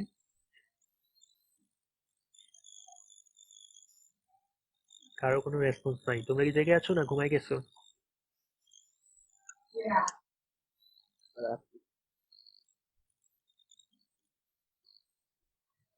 একজন তো দেখলাম ভিডিও অন করে ঘুমাচ্ছে। স্যার হ্যালো, হ্যাঁ বলো। স্যার মানে এডিশনাল ম্যাথ যদি প্র্যাকটিস করতে চাই তাহলে কোন বইটা ফলো করবো এক্স্যাক্টলি, যেটা বাক্সে দেয়া আছে ওটাই কি নাকি? হ্যাঁ, আমাদের টেক্সট বই তো একটাই, ওই যে চাপড়ার বইটা numerical methods for engineers. Okay sir. Sir আর কি স্যার, ম্যাথ যেগুলা করবো ওগুলা রিলেটেড এক্সাম্পল যেগুলা এই যে স্লাইডে দেয়া আছে এই ধরনের? স্লাইডের এক্সাম্পল গুলো সবগুলোই করবা, কারণ স্যার স্লাইডের এক্সাম্পল গুলো হচ্ছে মোস্ট বেসিক। এগুলো করলে তোমার বেসিকটা ক্লিয়ার হবে। আর ফার্দার এক্সাম্পল হিসেবে তোমরা বইয়ে যে এক্সাম্পল আছে, আমি যে মেথড গুলো পড়াচ্ছি সেগুলো তো কারেসপন্ডিং বইয়ের তো সেকশন গুলো বা চ্যাপ্টার গুলো আছে, ওই জি স্যার। চ্যাপ্টারের ওই টপিক গুলোর আন্ডারে যে কয়েকটা এক্সাম্পল আছে সেগুলো করে ফেলবা। আর যদি সময় পাও তাহলে এক্সারসাইজের কয়েকটা প্রবলেম তোমরা সলভ করতে পারো। সব প্রবলেম তো আর সলভ করা পসিবল না, কয়েকটা বেছে বেছে প্রবলেম সলভ করলে যেগুলো একটু মোর রিয়েলিস্টিক। মানে এখানে আমরা জাস্ট একটা ইকুয়েশন দিয়ে দিচ্ছি, সেটার উপর কাজ করছি, কিন্তু পরীক্ষায় কিন্তু তোমাদের এরকম একটা ইকুয়েশন নাও থাকতে পারে, তোমাকে হয়তো ইকুয়েশনটা ডেভেলপ করতে হতে পারে। এই ধরনের কিছু প্রবলেম কিন্তু তোমাদের এক্সারসাইজে দেওয়া আছে, ওই প্রবলেমগুলো একটু ট্রাই করলে ভালো আর কি। ওকে, তোমাদের জন্য তোমাদের মেথড গুলো বুঝতে আরো সুবিধা হবে, বুঝতে পারবা যে এই মেথড গুলো কিভাবে প্র্যাকটিক্যালি ইউজ করা হচ্ছে। ওকে, ওকে স্যার, থ্যাংক ইউ। তো এখন আমরা লাস্ট লেসনটাতে চলে আসি, লেসন 12, যেটা হচ্ছে ইনভার্স কোয়াড্রেটিক ইন্টারপোলেশন মেথড। তো এই যে ওপেন মেথড বা ক্লোজ মেথড গুলো পড়াচ্ছি আমরা, এগুলো কিন্তু দেখো সবগুলো আসলে একই রকম, অ্যালগোরিদম কিন্তু একই রকম, শুধুমাত্র ফর্মুলাটা চেঞ্জ হচ্ছে বা ইনিশিয়াল পয়েন্টটা চেঞ্জ হচ্ছে, নাথিং এলস। তো এগুলো কিন্তু একই ধরনের প্রবলেম হওয়াতে তোমার কিন্তু ওই 10-20টা প্রবলেম সলভ করার দরকার নেই, তুমি 2-3টা প্রবলেম ভালো করে সলভ করো, তাহলে দেখবা তুমি আসলে সবগুলো মেথড বুঝে যাচ্ছ। ওকে, এটাই আর কি সুবিধা নিউমেরিক্যাল মেথডে, তোমার ওই ভুরি ভুরি প্রবলেম সলভ করার দরকার নেই। তো এবার আসলে আমরা একটা মেথড ইউজ করি, সেটা হচ্ছে quadratic interpolation method or QIM. Okay, sorry. So QIM মেথডটা আসলে আমরা যে সেকেন্ড মেথডটা পড়ে আসলাম না একটু আগে লেসন 11-এ, সেটারই একটা এক্সটেনশন হচ্ছে কিউআইএম মেথড। ওকে, সেকেন্ড মেথডে আমরা কি করতাম, কোন একটা ইনিশিয়াল পয়েন্টে আহ, যে পয়েন্টটা মানে যে ইনিশিয়াল পয়েন্টে যে আমি ফাংশন যে ভ্যালুটা বের করতাম, সেখানে আমি একটা সেকেন্ড লাইন ড্র করতাম। ওকে, এইবার ওই সেকেন্ড লাইনটা যেটা ড্র করতাম সেটা কিন্তু একটা স্ট্রেট লাইনই ছিল। স্ট্রেট লাইন হওয়ার কারণে সেটা একদম সরাসরি আমার এক্স এক্সিসকে কোনো একটা পয়েন্টে ইন্টারসেক্ট করতো। কিন্তু তুমি চিন্তা করো, এটা যদি স্ট্রেট লাইন না হয়ে ওই লাইনটাতে যদি একটু কার্ভেচার থাকতো, তার মানে এটা যদি একটা হায়ার অর্ডারের পলিনোমিয়াল হতো, স্ট্রেট লাইন না হয়ে হায়ার অর্ডারের পলিনোমিয়াল হতো, তাহলে কিন্তু আমার মেথডের প্রেসিশনটা আরেকটু বাড়তো। কারণ তখন সেটা যে এক্স-অ্যাক্সিসকে যে পয়েন্টে ইন্টারসেক্ট করার কথা সেখানে না করে অরিজিনাল রুটের আরো কাছে যে ইন্টারসেক্ট করবে। ওকে, এই থিওরিটা, এই আইডিয়াটা কাজে লাগিয়ে আসলে কোয়াড্রেটিক ইন্টারপোলেশন মেথডটাকে ডেভেলপ করা হয়। যে আমি একটা সেকেন্ড লাইন বা একটা স্ট্রেট লাইন ফিট না করে আমি যদি একটা কার্ভেচার বা কার্ভড লাইন ফিট করতে পারি, তাহলে কিন্তু আমার মেথডের একুরেসিটা আরো বাড়বে এবং আরো ফাস্টার হবে। সেই আইডিয়া থেকে আসলে এই কোয়াড্রেটিক ইন্টারপোলেশন মেথডটা ডেভেলপ করা। তুমি এই ফিগারটা দেখো, যে রাইট হ্যান্ড সাইডে যে ফিগারটা আছে সেখানে আমার যে ব্লু কার্ভটা হচ্ছে আমার অরিজিনাল ফাংশন, ঠিক আছে?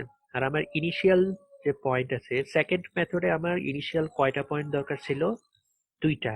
মডিফাইড সেকেন্ড মেথডে একটা হলেও অরিজিনাল সেকেন্ড মেথডে কিন্তু আমার দুইটা ইনিশিয়াল স্টার্টিং পয়েন্ট দরকার ছিল। তো আমার দুইটা ইনিশিয়াল স্টার্টিং পয়েন্ট দিয়ে আসলে আমি একটা স্ট্রেট লাইনই ফিট করতে পারবো। দুইটা ইনিশিয়াল পয়েন্ট দিয়ে আমি আসলে হায়ার অর্ডারের পলিনোমিয়াল ফিট করতে পারবো না। এইবার তুমি চিন্তা করো, তোমার কাছে যদি তিনটা স্টার্টিং পয়েন্ট থাকতো, তাহলে তুমি কিন্তু একটা সেকেন্ড অর্ডারের পলিনোমিয়াল ফিট করতে পারতাম। ওকে, দুইটা স্টার্টিং পয়েন্ট দিলে একটা স্ট্রেট লাইন, তিনটা স্টার্টিং পয়েন্ট দিলে একটা সেকেন্ড অর্ডারের পলিনোমিয়াল। স্ট্রেট লাইন হচ্ছে ফার্স্ট অর্ডারের পলিনোমিয়াল, আর তিনটা স্টার্টিং পয়েন্ট দিলে তুমি সেকেন্ড অর্ডারের পলিনোমিয়াল ফিট করতে পারো।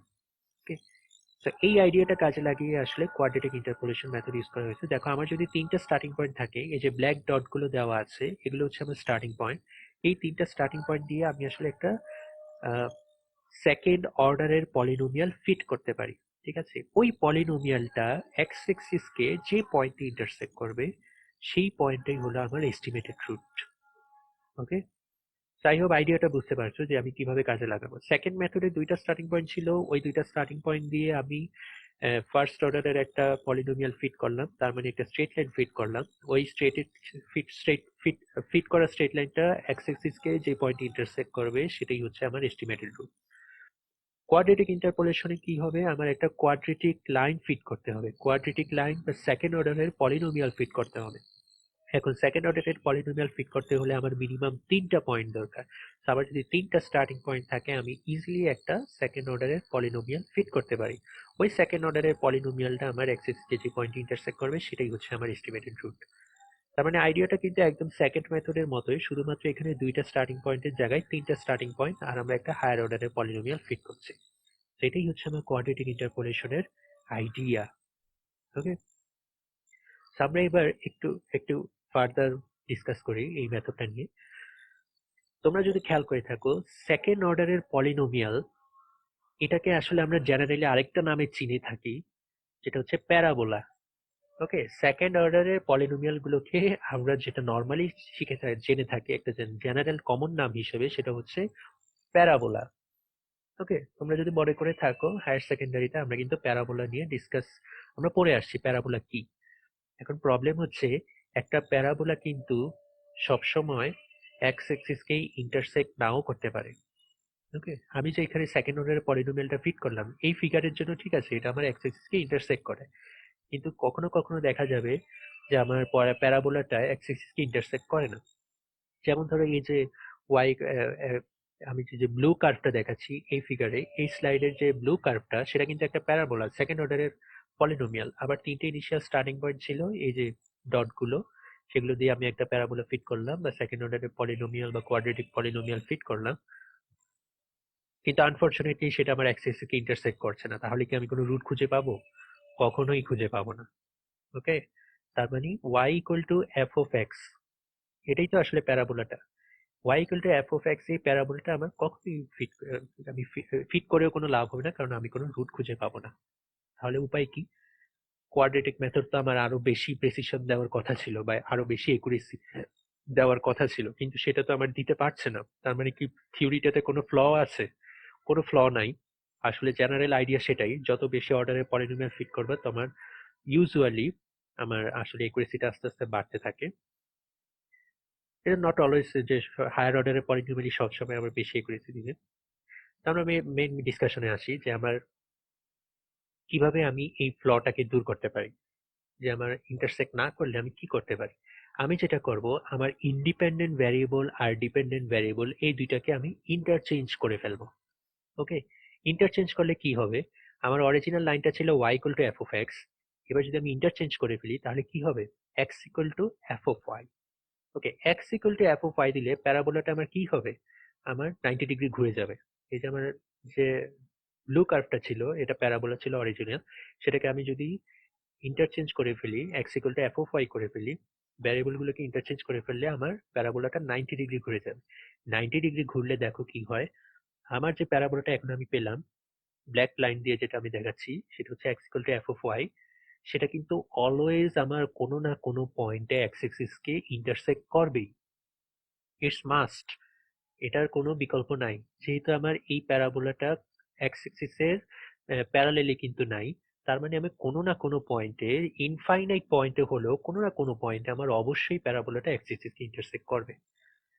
ঠিক আছে, তাহলে কি আমার ফ্লটা দূর হয়ে গেল না, আমি কোয়াড্রেটিক লাইনও ফিট করলাম, আবার এক্স এক্সিস এর একটা ইন্টারসেকশন পয়েন্ট যে আমি পাবো সেটাও আমি এনশিওর করলাম। ওকে, সো এই জন্য এটার নাম হচ্ছে inverse quadratic interpolation method. Original যে প্যারাবোলাটা ছিল সেটা ছিল কোয়াড্রেটিক ইন্টারপোলেশন মেথডের জন্য, কিন্তু কোয়াড্রেটিক ইন্টারপোলেশন মেথডের একটা প্রবলেম আছে যেটার কথা আমি বললাম যে এক্স এক্সিস কে ইন্টারসেক্ট নাও করতে পারে।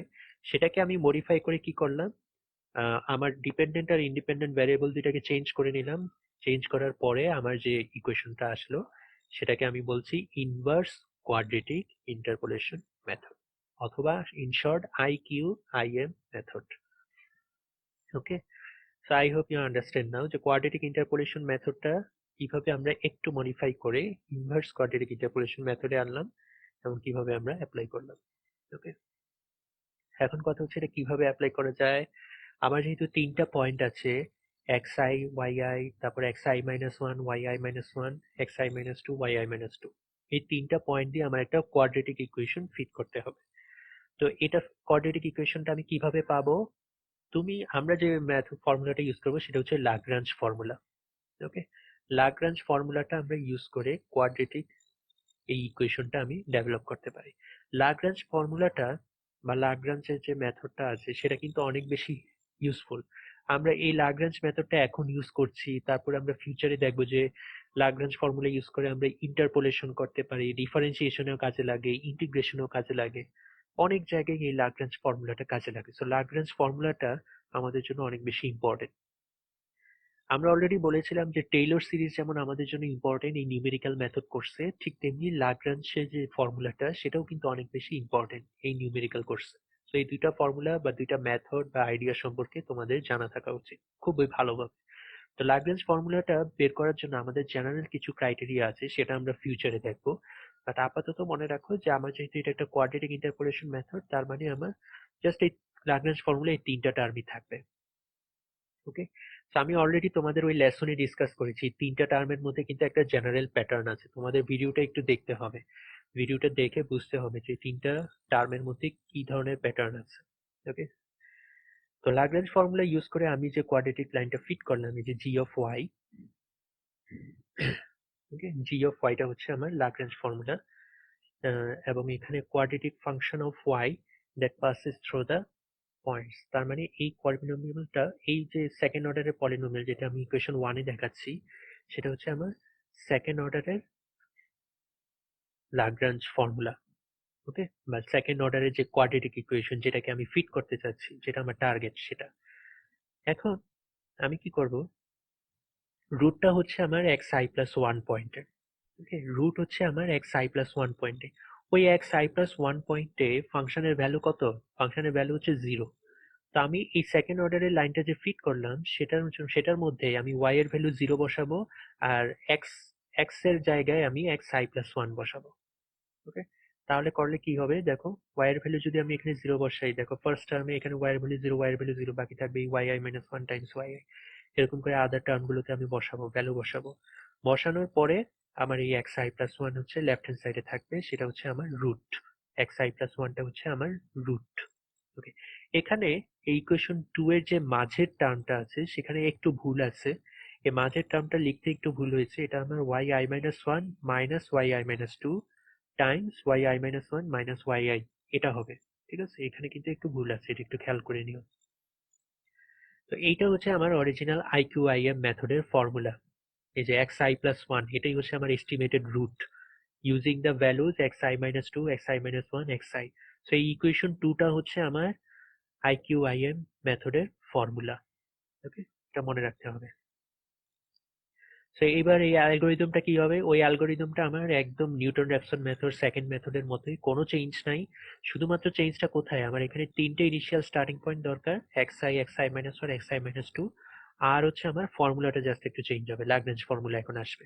ঠিক আছে, এই ল্যাগ্রেঞ্জ ফর্মুলাটা ইউজ করতে হবে, এটাই চেঞ্জ। আর বাকি সব কিন্তু একদম নিউটন র্যাপসন মেথডের মতোই, সেকেন্ড মেথডের মতো, কোনো চেঞ্জ নেই, শুধুমাত্র ফর্মুলাটা আর ইনিশিয়াল পয়েন্টটা চেঞ্জ হবে। ওকে, আমরা একটা এক্সাম্পল দেখি, IQIM মেথডের একটা এক্সাম্পল। আমার তিনটে ইনিশিয়াল পয়েন্ট দেওয়া আছে, 1 2 2 1 and 4 5। ওকে, তো আমাকে একটা কোয়াড্রেটিক ইকুয়েশন ডেভেলপ করতে হবে। এরপরে বলা আছে for the first y equal to f of x employ the quadratic formula to illustrate that the roots are complex for the later x equal to g of y। ওকে, তো আমাদের মনে রাখতে হবে, আমরা যে কোয়াড্রেটিক ইন্টারপোলেশন মেথড তোমাদের দেখিয়েছি, এই যে ল্যাগ্রাঞ্জ ফর্মুলাটা, এবং আমি তোমাদের বলেছি যে IQIM মেথড ইউজ করতে হবে, তার মানে আমার ইন্ডিপেন্ডেন্ট ভ্যারিয়েবলটা এখন কি হবে? y এর টার্মটা। ঠিক আছে, এই যে দেখো এখানে y এর টার্ম g of y দিচ্ছি। ঠিক আছে, এখানে কিন্তু আমরা g of x দিচ্ছি না, এটা কিন্তু g of y দিচ্ছি। g of y কেন দিচ্ছি? কারণ এটাই হচ্ছে আমার ইনভার্স মেথডের ফর্মুলা। ইনভার্সে আমরা কি করি? ডিপেন্ডেন্ট আর ইন্ডিপেন্ডেন্টটা কিন্তু ইন্টারচেঞ্জ করে ফেলি। ঠিক আছে, এই জন্যই আমার এখানে g of y আসছে। তার মানে এই যে ইকুয়েশন 1টা লিখেছি, এটা হচ্ছে ইনভার্স কোয়াড্রেটিক ফর্মুলা, এটা একটু খেয়াল রাখতে হবে। ওকে, তো ঠিক তেমনি এবার আসুন, যে এক্সাম্পলটা দেওয়া আছে, এক্সাম্পলে আমি দেখিয়েছি আমি যদি ইনভার্স ইউজ করি তাহলে কি সুবিধা, আর ইনভার্স ইউজ না করলে তাহলে কি হবে, এইটা এখানে এই এক্সাম্পলে কম্পেয়ার করা হয়েছে। তো আমি যদি ফার্স্টে এফ অফ এক্স ইউজ করি, তার মানে আমি যদি নর্মাল কোয়াড্রেটিক ইকুয়েশন ইউজ করি, ঠিক আছে, নর্মাল কোয়াড্রেটিক ইকুয়েশন, আমি ল্যাগ্রাঞ্জ ফর্মুলাটা আমি লিখবো এখন নর্মালি, যেখানে আমার ইন্ডিপেন্ডেন্ট ভ্যারিয়েবলটা হচ্ছে এক্স আর ডিপেন্ডেন্ট ভ্যারিয়েবলটা হচ্ছে ওয়াই। তাহলে আমার দেখো একটা ইকুয়েশন আসে, F of x equal to x square minus 4x plus 5। এটাকে সলভ করলেই তো আসলে আমি একটা রুট পাবো। রুট পেলে এটা সলভ করলে দেখা যাচ্ছে আমার রুটটা আসতেছে কি 2 প্লাস মাইনাস i, একটা কমপ্লেক্স ভ্যালু। এখন এটা কমপ্লেক্স ভ্যালু তো আর আসা পসিবল না, কারণ আমার এখানে একটা অরিজিনাল রুট দরকার। তার মানে আমি যদি সরাসরি নর্মাল মেথডে যাই, যেখানে আমার ইন্ডিপেন্ডেন্ট আর ডিপেন্ডেন্ট ভ্যারিয়েবল আগের মতোই আছে, তখন দেখা যাবে যে আমি রুটটা আসলে ঠিক মতো বের করতে পারছি না। তাহলে আমার কি করতে হবে? ইনভার্স কোয়াড্রেটিক ইকুয়েশন ফিট করতে হবে। এটা ছিল নর্মাল কোয়াড্রেটিক ইকুয়েশন, আমি এখন ইনভার্স কোয়াড্রেটিক ইকুয়েশন, তার মানে জি অফ ওয়াই, যেটা আমি দেখিয়েছি একটু আগে ইকুয়েশন 1-এ, সেটা ইউজ করবো। সেটা ইউজ করলে দেখা যাবে আমি একটা ফর্মুলা পেলাম, 0.5y square minus 2.5y plus 4। এটাকে যদি তুমি সলভ করো, সলভ করলে পাবা তুমি একটা রুট 4। এইবার কিন্তু দেখো মেথডটা ভালোভাবে কাজ করছে, আমি একটা রুট খুঁজে পেয়েছি যেটা আমার রিয়েল ভ্যালু। আগে ছিল আমার কমপ্লেক্স ভ্যালু, এখন কমপ্লেক্স রুট তো আর দরকার নেই আমার, বা এটা পসিবলও না। তো আমার একটা রিয়েল রুট দরকার। So inverse quadratic formula use করে কিন্তু আমি সেটা করতে পারছি, যেটা আমার নর্মাল কোয়াড্রেটিক মেথডে কিন্তু এটা পসিবল না। সো এখানে আমি প্রথমে নর্মাল কোয়াড্রেটিক ইকুয়েশন ফিট করেছি, তারপরে আমি ইনভার্স কোয়াড্রেটিক ইকুয়েশন ফিট করেছি, and we see that inverse quadratic equation provides you the real root. Okay, good. তাহলে ইনভার্স কোয়াড্রেটিক ইন্টারপোলেশন মেথডেও কিন্তু আসলে কিছু লিমিটেশন আছে, যে লিমিটেশনটা আমি অলরেডি বললাম, যে যে আমার প্যারাবোলাটা কিন্তু কোয়াড্রেটিক ইকুয়েশনে ফিট নাও করতে, মানে কোয়াড্রেটিক ইকুয়েশনটা আসলে এক্স অ্যাক্সিসকে ইন্টারসেক্ট নাও করতে পারে। ইন্টারসেক্ট না করলে আমরা কি করব? আমরা জাস্ট এটার অলরেডি একটা রিমেডিয়াল আমরা জানি, এটাকে আমরা ইনভার্স কোয়াড্রেটিক ইকুয়েশন হিসেবে ইউজ করব। আমরা ডিপেন্ডেন্ট আর ইন্ডিপেন্ডেন্ট ভ্যারিয়েবলটাকে ইন্টারচেঞ্জ করে দেব। আরেকটা প্রবলেম হচ্ছে,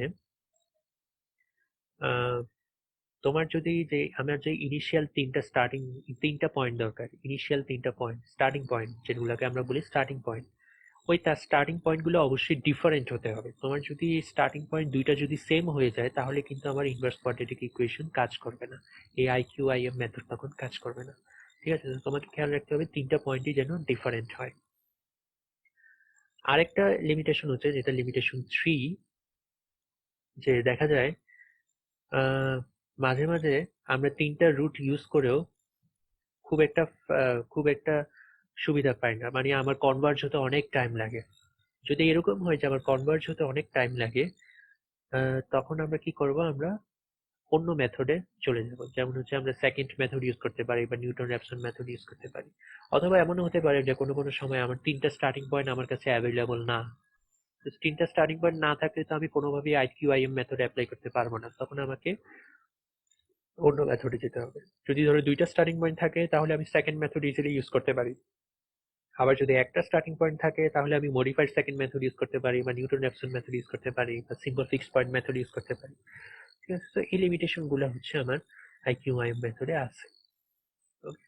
তো তোমরা আই হোপ এই IQIM মেথডটা একটু দেখবে ভালো করে। আর এই হচ্ছে তোমাদের লেসন 12।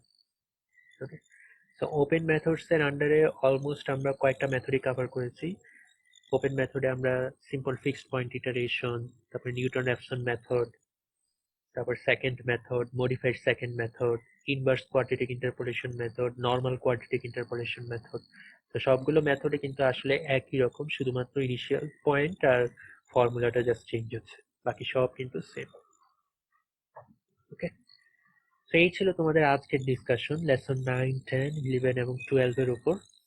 তো তোমাদের কারো কোনো কোশ্চেন আছে এই 3-4টা লেসনের উপর? এগুলো দেখে আসার কথা ছিল, তারপর আমি তোমাদের অনলাইনে ডিসকাস করেছি, কিন্তু তোমাদের কিন্তু দেখে আসার কথা ছিল। দেখে না আসলে লেসন জমিয়ে রাখলে কিন্তু অনেক প্রবলেম হবে। তোমাদের মিড টার্ম কিন্তু অলমোস্ট চলে আসছে।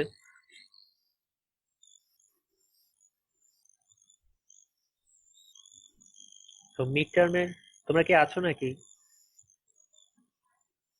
জি স্যার। Yes sir. হ্যাঁ, তোমাদের মিড টার্মের সিলেবাস থাকবে, রুটস অফ ইকুয়েশন পুরাটা তো থাকবেই, সেটা মাস্ট। দাঁড়াও আমি একটু বলছি তোমাদের, এক মিনিট।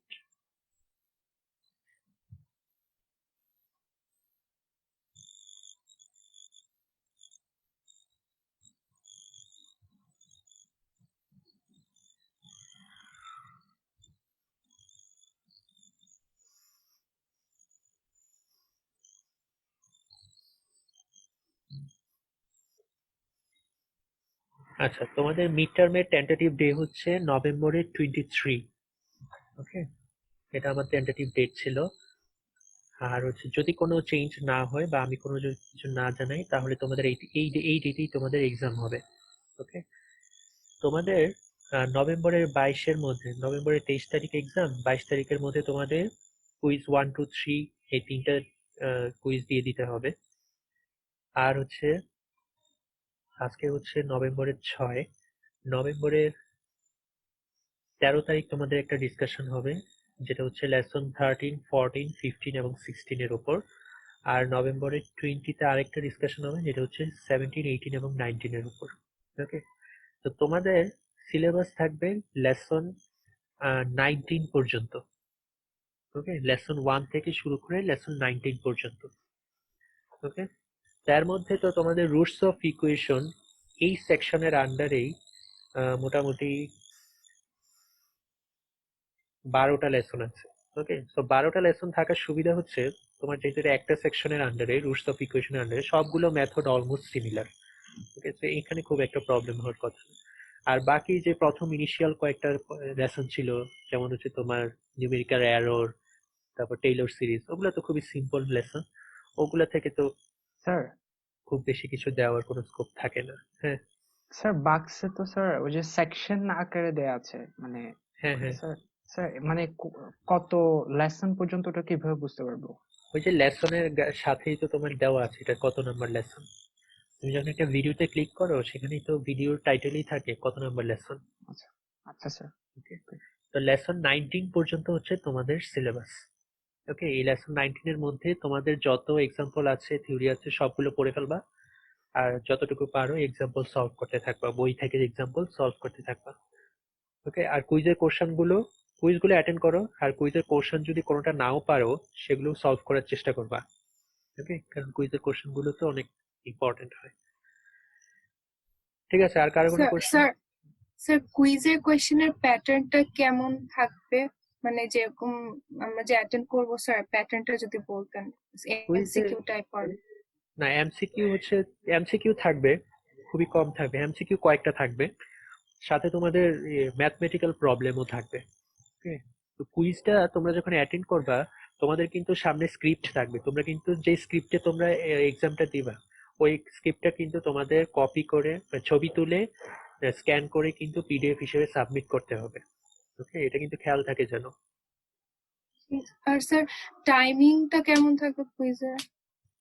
টাইমিংটা এমন ভাবেই থাকবে যেন ওই টাইমের মধ্যে সলভ করা যায়, তবে এনাফ টাইম থাকবে, ওটা নিয়ে টেনশন করার নেই, এনাফ টাইম থাকবে। ওকে, 35 মিনিটস, 45 মিনিটস, কোনোটা আবার 1 ঘন্টাও টাইম দেওয়া থাকবে। তো তোমাদের তো ওই পিডিএফটা স্ক্যান করতে হবে, তা আমি এমন ভাবেই টাইম দিয়েছি যেন তোমরা এক্সাম শেষ করে স্ক্যান করে ছবি তুলে তারপর সাবমিট করতে পারো। তো ওইভাবে টাইম সেট করা আছে, তো তোমাদের অনেক টাইম দেওয়া আছে, ওইটা নিয়ে ভাবতে হবে না। তো কোশ্চেনগুলো এমন ভাবে সেট করা আছে যেন ওই টাইমের মধ্যেই তুমি ইজিলি শেষ করতে পারো। তো যারা হচ্ছে লেসনগুলো আগে পড়ে তারপর পরীক্ষা দিতে বসবে তাদের জন্য সুবিধা, আর যারা হচ্ছে এক্সাম্পল সলভ না করে শুধুমাত্র ভিডিও দেখেই পরীক্ষা দিতে বসে যাবে তাহলে কিন্তু হবে না, তোমাদের দুই একটা প্রবলেম তো সলভ করতে হবে আগে, তাই না? Yes, yes, sir. Sir quiz 1 এর সিলেবাস হচ্ছে স্যার 1 থেকে 4, আর কুইজ 2 স্যার 5 থেকে স্যার 16 পর্যন্ত। 5 জি স্যার, থেকে 16 দেওয়া আছে। আর স্যার কুইজ 3 কি তাহলে স্যার 17 থেকে 25 ই থাকবে? ও সরি, তোমাদের কুইজ 3 হচ্ছে 17 থেকে 25। এটা একটু প্রবলেম হয়ে যাবে কারণ তোমাদের মিড টার্মের সিলেবাস তো 19 পর্যন্ত। ঠিক আছে, তোমাদের কুইজ 3 এর ডেডলাইনটা আমি বাড়িয়ে দেবো, তোমরা জাস্ট কুইজ 1 আর কুইজ 2 দাও। ওকে, কুইজ 3টা আর দরকার নেই, কারণ কুইজ 3 এর সিলেবাসটা তো একটু বড়, সেটা আমরা মিড টার্মের পরে দিই। ঠিক আছে, ওকে স্যার। ওকে, তাহলে কুইজ 1 আর কুইজ 2 দিবা, সেটা আমি ডেডলাইনটা বাড়িয়ে দেবো আর তোমাদের স্ল্যাকেও আমি জানিয়ে দেবো। ওকে, থ্যাংক ইউ আমাকে মনে করার জন্য, ধন্যবাদ, আমার এটা ঠিক খেয়াল ছিল না আসলে। ওকে, আর কারো কোনো কোশ্চেন?